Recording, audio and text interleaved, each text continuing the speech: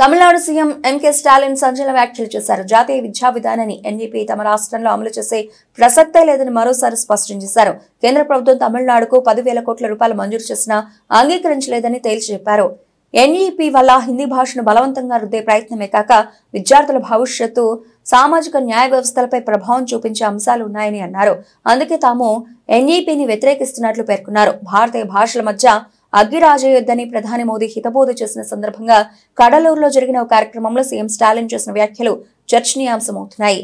మేము ఏ భాషను వ్యతిరేకించడం లేదు, హిందీ కూడంలో మాత్రమే కాదు, ఎన్ఈపీని వ్యతిరేకించేందుకు ఇంకా అనేక కారణాలున్నాయి. నీట్ లాగే ఆర్ట్స్, సైన్స్ కళాశాలలో ప్రవేశాల కోసం పరీక్షలు రాయాల్సి ఉంటుంది. ఇది విద్యార్థులను చదువుల నుంచి దూరం చేస్తుంది. ఎస్సీ, ఎస్టీ, బీసీ విద్యార్థులకు ఇప్పుడు వస్తున్న ఆర్థిక సహాయాన్ని కూడా అడ్డుకుంటుంది. ఎన్ఈపీని అమలు చేస్తే రాష్ట్రానికి 2,000 కోట్ల రూపాయలు వస్తాయని కేంద్ర ప్రభుత్వం చెబుతోంది. తమకు 10,000 కోట్ల రూపాయలు ఇచ్చినా దీన్ని నేను అంగీకరించను. తమిళనాడులోనూ 2,000 ఏళ్లు వెనక్కి నెట్టే పనిని నేను చేయనని స్టాలిన్ అన్నారు.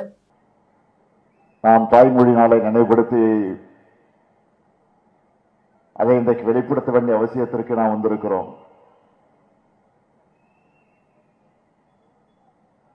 இன்றைக்கு மத்தியிலே ஆண்டு கொண்டிருக்கக்கூடிய ஒன்றிய அரசு, மோடி அவர்கள் தலைமையில நடைபெற்றுக் கொண்டிருக்கக்கூடிய ஒன்றிய அரசு தமிழ்நாட்டை எப்படியெல்லாம் வஞ்சிக்க வேண்டும், தமிழ்நாட்டு மக்களுக்கு எப்படிப்பட்ட தீங்கினை ஏற்படுத்த வேண்டும் என்று திட்டமிட்டு செய்து கொண்டிருக்கக்கூடிய அந்த அநீதியான போக்குகள் எல்லாம் இன்றைக்கு நடந்து கொண்டிருக்கிறது. தமிழ் மொழிக்கு ஆபத்து என்று நான் சொல்வதற்கு என்ன காரணம் என்று கேட்டால், இந்த தமிழ் மொழிக்காக உயிர் நீத்திருக்கக்கூடிய, பல்வேறு தியாகங்களை செய்திருக்கக்கூடிய, தன்னுடைய இன்னுயிரை அர்ப்பணித்திருக்கக்கூடிய அந்த தியாக வரலாற்று நிகழ்ச்சிகளை எல்லாம் நான் எண்ணி பார்க்கிறேன். தந்தை பெரியாராக இருந்தாலும், பேரறிஞர் அண்ணா அவர்களாக இருந்தாலும், அவருடைய வழி நின்று பணியாற்றிய நம்முடைய முத்தமிழறிஞர் தலைவர் கலைஞர் அவர்களாக இருந்தாலும், தமிழ்நாட்டிற்காக,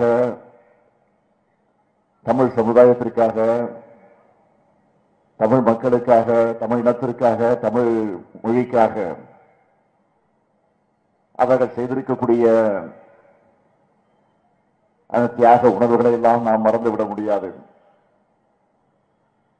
இன்றைக்கு நாம் பேசிக் கொண்டிருக்கக்கூடிய நம்முடைய மொழிக்கு செம்மொழி என்கிற அங்கீகாரத்தை பெற்றுத்தந்த தலைவர் தான் நம்முடைய தலைவர் கலைஞர் என்பதை நாம் மறந்துவிட முடியாது. அந்த தமிழை பற்றி தலைவர் கலைஞர் அவர்கள் பல நேரங்களில் பெருமையோடு எடுத்துச் சொல்லுவார்கள்.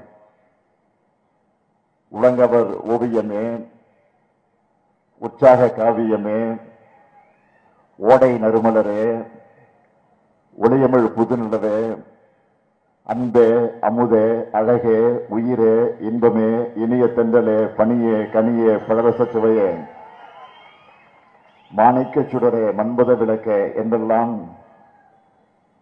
தமிழை அழைக்க தோன்றுகிறது. இருந்தாலும் தமிழை தமிழே என்று அழைக்கக்கூடிய சுகம் எதிலும் இருக்காது என்று தலைவர் கலைஞர் அவர்கள் பல நேரங்களில் குறிப்பிட்டு காட்டியிருக்கிறார்கள். அப்படிப்பட்ட தமிழுக்கு செம்மொழி என்ற அந்தஸ்தை, அந்த அங்கீகாரத்தை பெற்றுத்தந்த தலைவர் கலைஞர் அவர்கள். இன்னும் சொல்ல வேண்டும் என்று சொன்னால்,